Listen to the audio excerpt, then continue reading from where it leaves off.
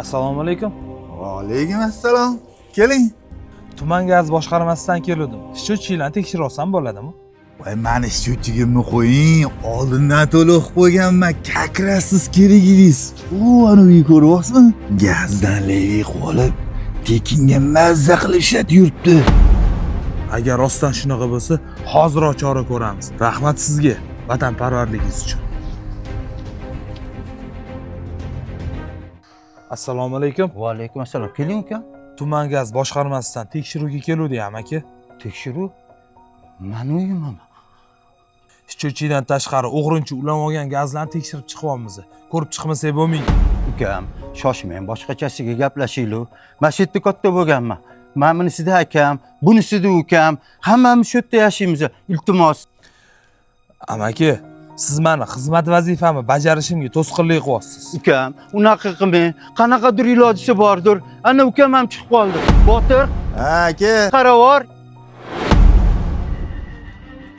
Ana bo'pti. Bunaqa narsalarni yaxshi tushunasan-ku. O'zing gaplashib ber, ukam. Levik qilgandan keyin shtrafini ham to'lab qo'yasiz deb. Men nima deyman, aka? Mayli ukam. Chora ko'rib ora qoling. Amaki, xizmatchilik. Xafa bo'lmaysiz. Oka, aka-uka bitta uyda turar ekansizlar, lekin счетчикlar отдельный ekan. Ha, ro'zg'orimiz alohida.